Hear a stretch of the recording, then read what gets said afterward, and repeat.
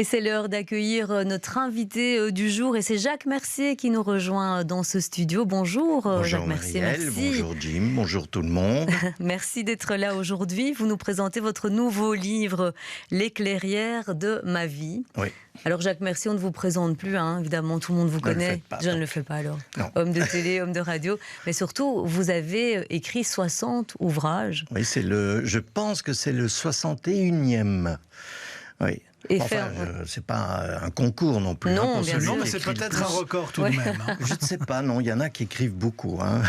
Et d'ailleurs, parmi tous ces ouvrages, tous ces ouvrages nous ont donné l'occasion de vous découvrir un homme de passion et de multiples passions. Oui. Et celui-ci, vous le présentez comme étant le plus intime. Oui, parce que forcément, dans un roman, on travestit un peu, on peut se retrouver, mais on travestit. Dans les poèmes, c'est difficile de savoir ce que le poète pense en écrivant, et on ressent autre chose en lisant, généralement. Et donc, il n'y a que l'autobiographie. J'en ai fait une, mais là aussi, on fait un choix dans ce cas. Et ici, je me suis dit que ce qui caractérisait ma vie, maintenant, après de 80 ans, je peux jeter un regard en arrière, eh bien, c'était ce qui m'avait fait tenir heureux et en bonne santé, de bonne humeur, enfin, je sais pas, optimiste. Ce sont ces clairières, c'est-à-dire des petits moments de bonheur intense.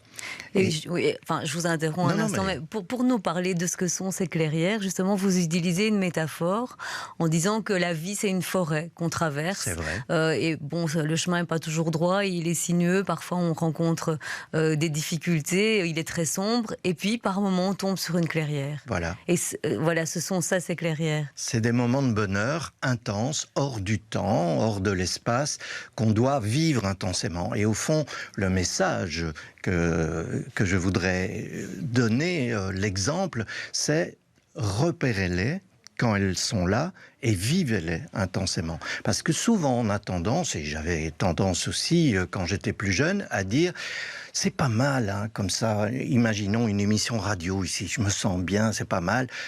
Eh bien, ce sera bien, la prochaine fois que je viens, je ferai ça. Non, il n'y a peut-être pas de prochaine fois. Il faut vivre intensément le moment. C'est vrai en amour, c'est vrai dans les rencontres, c'est vrai dans les lectures, dans les voyages, dans les promenades. Rien n'est jamais pareil. Donc, quand on se sent bien, vivons-le vraiment intensément. Et après, ça peut durer 10 secondes, 1 minute, 10 minutes. Après, on est, comme on dit maintenant beaucoup, ressourcé. On se sent mieux. On est passé dans une autre dimension et on peut retrouver le quotidien qui est notre lot à tous. Oui, parce que ces moments de bonheur, comme vous le dites, ils peuvent être très courts, ça peut être très fugace. Bien évidemment. Ça peut être un coucher de soleil, par exemple. Un jour, avec celle qui est devenue ma femme depuis 40 ans maintenant, ma deuxième femme, la première n'est plus de ce monde, comme on dit. On se connaissait depuis peu. On devait aller voir un concert de Jonas ensemble sur la Grand Place. C'était déjà un beau moment de bonheur qui se préparait. Et puis ça a été annulé. Et on s'est dit, tout de suite, c'est bien parce que là, on a le prétexte pour passer la soirée ensemble. Donc on passe la soirée ensemble, on rentre chez nous et en rentrant, on voit un coucher de soleil écarlate magique. On arrête nos voitures, on regarde enlacé et on se dit, c'est magnifique. Eh bien, ça, c'est un moment de bonheur. Et j'ai vu il n'y a pas longtemps chez France Brel le dernier film sur la vie de son père et tout à coup j'entends son père qui dit « J'adore ceux qui regardent un coucher de soleil, je déteste ceux qui disent « ça va bientôt finir ». Et c'est un peu la philosophie de mon livre. Et c'est un petit peu la philosophie de l'instant présent, finalement. Oui. Enfin, comme vous le dites, il faut vraiment profiter du moment présent. Est-ce que c'est quelque chose que vous avez acquis avec l'âge et avec la maturité, ou ce coucher de soleil dont vous nous parlez, vous avez vraiment pu le capter à ce moment-là ?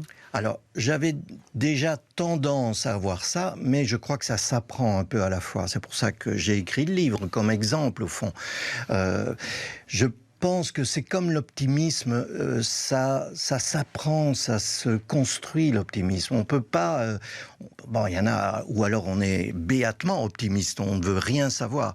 Mais si on est dans l'actualité, on sait que l'actualité, bon, il y a des guerres, il y a toutes sortes de choses, il y a eu la pandémie, tout ça, eh bien... On peut apprendre à savoir que ça existe, à ne pas fermer les yeux, mais à pouvoir s'abstraire de ça pour faire autre chose ou pour passer au-delà. Et c'est un peu ça, ces moments de bonheur, ces clairières, c'est ça. Il y a la guerre, mais on peut aussi écouter un morceau de musique de 3 minutes. Ça ne changera rien à la guerre, mais on est en dehors de ça et on peut alors voir les choses naturellement. Ça vient peut-être avec l'âge aussi, j'imagine, oui. Mais pour rebondir un petit peu sur la question de Muriel, parce qu'il y a toute votre expérience et votre vécu pour arriver à cette philosophie, est-ce que vous vous rendez compte que c'est quand même très fort en adéquation avec quelque chose qui est apparu ces dernières années, tout ce qui est New Age, le développement personnel, c'est quelque chose qui vous inspire et qui fait partie aussi de votre quotidien, ou vous vous rejoignez juste sur la même conclusion? Alors... j'ai lu beaucoup de livres là-dessus. Je suis très inquiet naturellement. C'est bizarre, mais je suis très inquiet de la vie, de la mort, de ce qui se passe après. Donc je lis beaucoup de choses de ce style. Quant au mieux vivre, au fond, la façon, toutes les recettes qu'on donne, pourquoi pas? Quand je les lis, je m'aperçois que je fais ça. Donc je médite aussi, j'essaie de penser à rien, j'écoute, je me concentre, et je trouve que tout ce qu'on dit autour du sujet, de ce sujet d'être mieux avec soi, est bon, est bien. Oui, mais ça rejoint aussi, bizarrement, certaines religions, ça rejoint le bouddhisme, c'est normal. Je pense que c'est... Si on est mieux avec soi, je sais pas, il y avait une phrase de je sais plus qui, peut-être bien Gandhi. Non, c'est un tantra indien, je me souviens maintenant. Donc c'est une conclusion de je ne sais quelle méditation hindoue qui dit faites du bien à votre corps pour que votre âme ait envie d'y rester. J'ai trouvé ça très beau. C'est un peu ça. On doit faire attention à soi. Voilà, on doit être gentil, on doit être souriant, on doit essayer de voir le bon côté des choses. Vous savez, les pessimistes, on en rencontre. J'avais quelqu'un qui venait travailler chez moi et qui était d'origine portugaise, et elle était toujours elle râlait toujours. Elle était pessimiste parce qu'elle disait il fait mauvais en Belgique. Je viens du Portugal, là il fait beau tout le temps. Et pessimiste ou réaliste, peut-être. Ou réaliste aussi en partie. Oui, mais justement, l'optimiste va au-delà de ce qui se passe. Bon, et un jour, donc elle râlait toujours, je lui disais, mais c'est pas grave, enfin, comme ça, vous êtes à l'intérieur d'une maison. Et puis un jour, il fait très très beau. Elle arrive et je me dis, tiens, là, je vais l'attraper.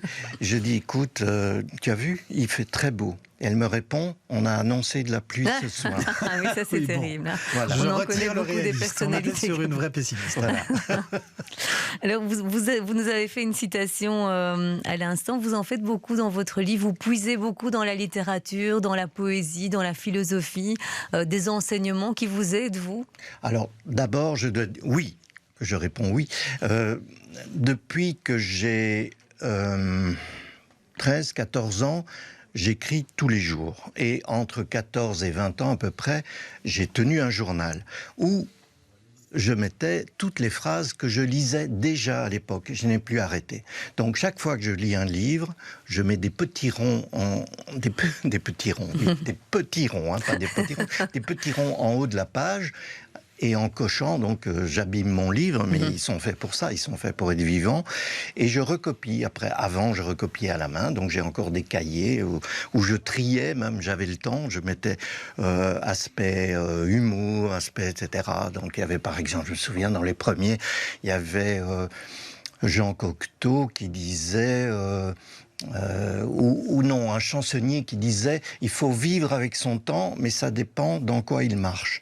Et je trouvais ça assez amusant. Et donc j'ai continué toujours. Après, je les ai tapés à la machine, et puis maintenant, je les mets dans des dossiers sur Internet. Donc j'ai des tas de citations sans fin. Parfois, je me dis, pour le livre, je me suis dit, tiens, allons voir ce qui a trait au bonheur, et j'ai trouvé donc ce qu'il fallait. Il ne faut pas abuser de ça, parce que ça peut devenir vite pédant. Oui. Si je vous dis Aristote a dit ça, etc. Là, j'ai dit une vague pensée hindoue, ça passe. Mais si je commence dans toutes les phrases à vous dire et un tel, je ne pourrais pas parce que j'ai pas de mémoire, donc je les retiens pas.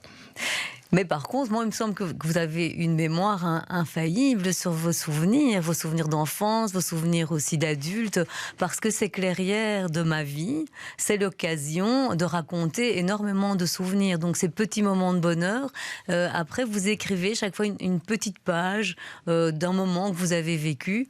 Et justement, moi, ce qui m'a fasciné, c'est ce que vous en avez gardé chaque fois, le souvenir que vous en avez gardé, des souvenirs parfois très anciens. Alors, je pense, j'ai lu que dans la mémoire, il y avait la mémoire quotidienne et la mémoire profonde. Et la mémoire profonde retient les émotions fortes qu'on a, aussi bien mauvaises que bonnes d'ailleurs. Donc, pour retrouver ces moments de bonheur et les décrire, c'était facile. Ils étaient imprégnés, gravés dans ma mémoire. Donc, au moment où j'ai commencé à écrire, sans savoir ce que ça allait devenir, hein, on ne dit pas je vais écrire un livre, on commence à écrire un peu, puis je me suis dit tiens, ce serait bien de se rappeler le bonheur. Je me suis dit mais est-ce que j'en ai assez pour parler du bonheur? Et j'ai tout de suite eu 50, 60 moments où je me dis ça c'est possible, je peux les raconter, je me souviens. Tout ce que je raconte m'est revenu évidemment très naturellement et oui. Ceux qui les ont vécus disent c'est vrai, j'ai pas inventé. Hein, oui. Parce que c'est vrai, rien que le fait d'avoir entendu une chanson ou d'avoir mangé, on sait que vous êtes un passionné de chocolat, manger un morceau de chocolat, d'avoir eu une fulgurance, une idée pour un roman, tout ça amène chaque fois un souvenir très concret. Voilà, à peu près dans tous les domaines. Et donc, tout le monde peut retenir des choses ou peut vivre des choses dans tous les domaines. Oui, le chocolat, évidemment, mais quand je remonte un peu plus loin, je suis pas sûr que je le raconte là. Je raconte comment je mange le chocolat avec les 5 sens. Mais quand on parle chocolat, je me vois à 7, 8 ans, je ne sais pas, rentrant chez moi à 4 heures, j'avais 3 frères, un plus petit qui n'était pas encore là, 2 aînés qui étaient encore à l'école, donc j'étais tout seul à 4 heures, et ma mère était là dans la cuisine qui préparait, comme à l'époque déjà, le repas du soir. Quand il faisait beau, j'allais dans un tout petit jardin qu'on avait avec 3 marches, je m'asseyais sur les marches, et ma mère m'apportait une pomme et un bâton de chocolat. Eh bien, ce moment de manger ce bâton de chocolat, à ce moment-là, est gravé en moi parce qu'à ce moment-là, j'avais aucune préoccupation. Rien. Je ne pensais pas à la mort, je ne pensais pas à l'argent, je ne pensais pas à l'amour. Donc, il n'y avait rien qui m'encombrait l'esprit que ce moment-là. Ça, c'est un vrai moment de bonheur. Oui. Et est-ce que vous pensez que si vous aviez fait le même travail il y a une trentaine d'années, vous auriez autant de recul sur ces clairières si ça avait été les mêmes, même si vous les aviez déjà vécues? Peut-être qu'à un moment donné de sa vie, on se pose d'autres questions qui amènent à d'autres réflexions et d'autres souvenirs? Ah, vous avez raison, oui, je pense qu'à 30 ans, j'aurais pas fait ce genre de recueil ou de recherche. Mais il se fait que, évidemment, comme vous vous en doutez, je suis à la retraite depuis, ça doit être 15 ans maintenant à peu près, de l'audiovisuel, même si je continue à faire des choses de ci, de là qui me plaisent. Forcément, ça m'a laissé du temps. Je me suis dit, je vais penser, je vais écrire, je vais lire encore les philosophes dont on parlait que je n'ai pas lu. Je me suis acheté une collection de 12 volumes qui reprenaient tous les philosophes et je les ai lus de A à Z en cochant et en me disant tiens, Nietzsche a dit ça, un tel a dit ça, ben c'est pour moi, hein, c'est pas... mais ça a évidemment déclenché des choses. Sur la mort aussi, j'avais très peur de la mort. Pour des raisons évidentes, je suis né pendant la guerre, on m'a parlé de la guerre quand j'avais 2-3 ans, donc c'était... Mon père a été emprisonné, enfin voilà, des tas de choses, ce qui fait que... tout à coup, il a fallu que j'essaie quand même de me dire est-ce qu'il se passe quelque chose après la mort? Est-ce qu'on est sur Terre pour une raison valable? Toutes des grandes questions qui sont venues et qui ont déblayé le terrain et qui, effectivement, viennent plutôt avec l'âge et avec le temps qu'on nous donne pour faire ce genre de recherche. Bon, malheureusement, le temps qu'on nous donne, Eh oui, ici, eh il est oui. compté. On vous C'était un écouterait bonheur. encore pendant de longues minutes. J'espère que ça a été une gentil. clairière pour vous. Oui. Pour nous, ça l'a été. Et donc, on disait que vous étiez un retraité fort occupé. Vous avez des projets déjà en tête. Peut-être Beaucoup. pas quelque chose qui va donner un futur roman, mais ça pourrait. Des projets aussi avec ce livre qui clairières de pourrait ma aboutir vie. sur scène. Oui, avec Jean-François Maljean, le pianiste. Hier, j'ai vu la directrice du Marny à Bruxelles, où on va donner ça au printemps. On va donner un spectacle piano et souvenirs au printemps. Et c'est une boucle de 60 ans, puisque j'ai commencé à la place Flaget, évidemment, et je terminerai là, en tout cas les clairières de ma vie. Et puis, il y a des tas d'autres choses. Il y a une comédie musicale que j'ai écrite complètement et qui va se jouer d'abord à Varsovie, parce que le compositeur est belgo-polonais. Enfin, voilà. Et Ça j'oublie. s'appelle être à la retraite. Merci Jacques, merci d'avoir été notre invité aujourd'hui. Merci à vous. Je rappelle le titre de votre livre, Les clairières de ma vie. C'était un plaisir de vous recevoir.